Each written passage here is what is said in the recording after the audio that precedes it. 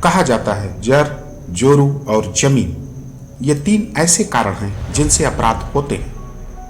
फूलन के साथ भी यही हुआ। फूलन की कहानी सिर्फ एक डकैत की नहीं, ये कहानी है अन्याय के खिलाफ खड़ी एक निडर औरत की, जिसने अपनी तकदीर खुद लिखी। कहते हैं पहली चोट अपनों से ही लगती है।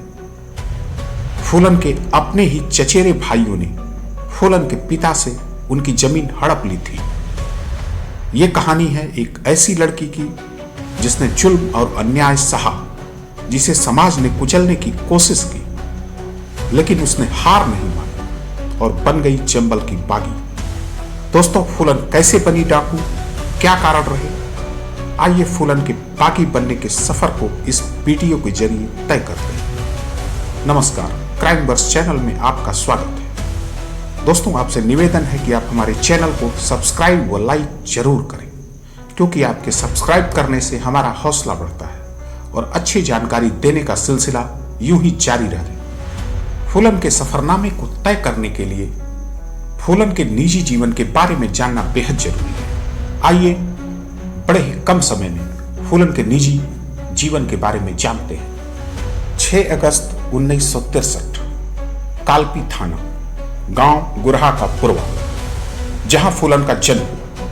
5 बहनों में फूलन दूसरे नंबर पर थी और एक भाई भी था। बड़ी बहन रुक्मिणी, फिर फूलन, रामकली, उसके बाद भूरी और मुन्नी।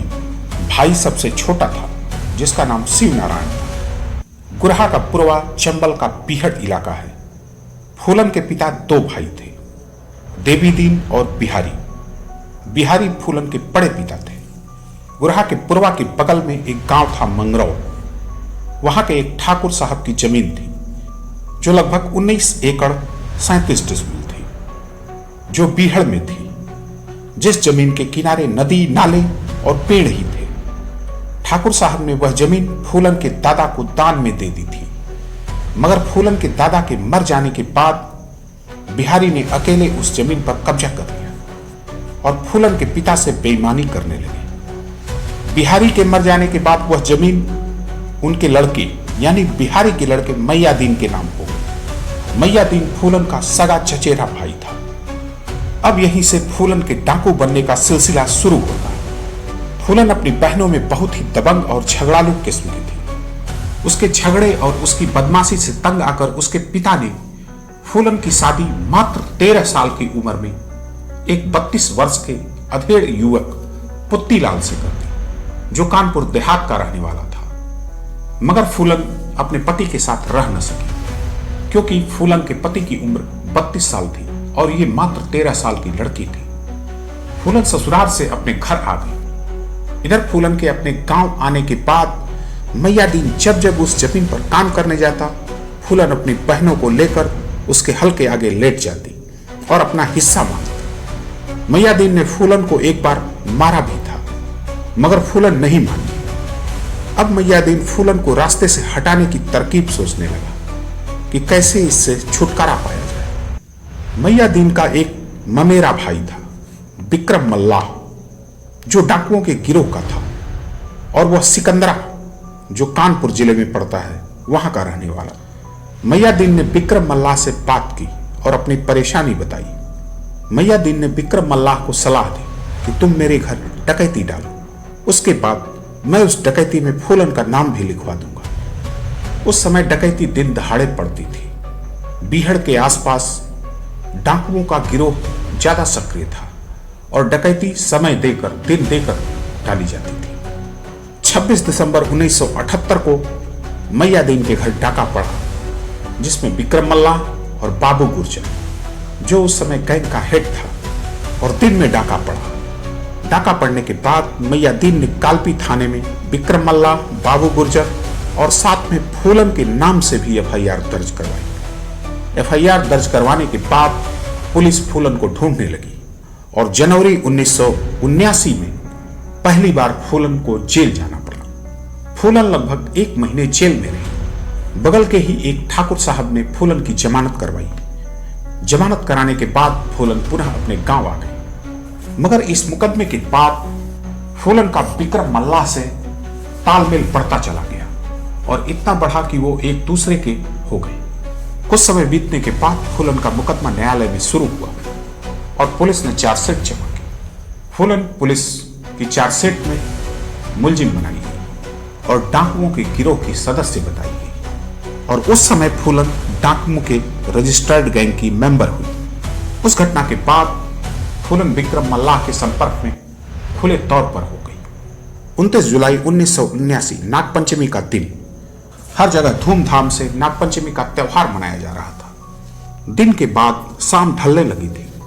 शाम 7 बजे बाबू गुर्जर और विक्रम मल्लाह फूलन के घर आए और फूलन की रजामंदी से उसे बीहड़ में ले गए। इस तरह फूलन डाकुओं के गैंग में शामिल हो गई। गैंग में शामिल होने के बाद फूलन ने विक्रम मल्लाह को अपना पति मान लिया। गैंग में जाने के बाद फूलन को देखते ही बाबू गुर्जर की नीयत फूलन पर खराब होने लगी और वह फूलन के साथ गलत हरकतें करने लगा था। एक दिन समय देखकर रात के अंधेरे में बाबू गुर्जर ने फूलन का बलात्कार किया। यह बात फूलन ने विक्रम मल्लाह को बता दी। अब विक्रम मल्लाह बाबू गुर्जर को दूसरी नजर से देखने लगा था और उसके दिमाग में यह चल रहा था कि किस तरह बाबू गुर्जर को रास्ते से हटाया जाए। एक रात गैंग में पार्टी हुई। शराब और मीट का दौर चला। इस दौर में बाबू गुर्जर ने छककर शराब पी और शराब पीने के बाद सो गया। जब बाबू गुर्जर नशे में सो गया उसके बाद पहले से घात लगाए विक्रम मल्लाह ने बाबू गुर्जर को गोली मार दी और बाबू गुर्जर मर गया। बाबू गुर्जर के मरने के बाद विक्रम मल्लाह खुद गैंग का लीडर हो गया। बाबू गुर्जर ठाकुर बिरादरी से था और फूलन के संपर्क में आने से पहले बाबू गुर्जर के 2 साथी थे जो दोनों सगे भाई थे।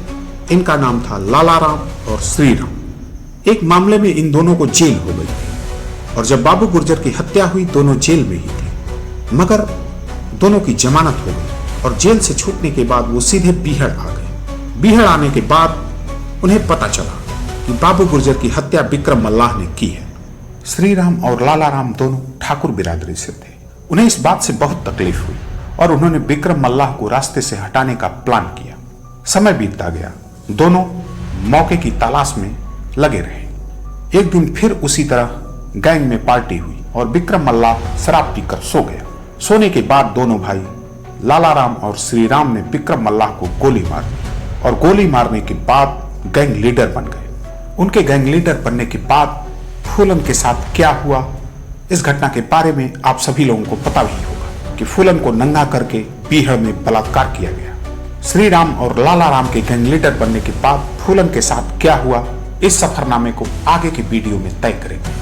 अब प्रश्न यह उठता है कि सोशल मीडिया और कई ऐसी पिक्चरें आई जिनमें यह बताया गया कि फूलन के डाकू बनने का कारण उसके साथ बलात्कार किया गया था। दोस्तों, आप ही यह तय करें कि फूलन क्या शौकिया डाकू बनी थी या फूलन के साथ अत्याचार हुआ था, और अत्याचार हुआ था तो अत्याचार किसने किया था, इसके लिए कमेंट करें। अगर ये कहानी अच्छी लगी तो हमारे चैनल क्राइम वर्स को सब्सक्राइब जरूर करें। धन्यवाद।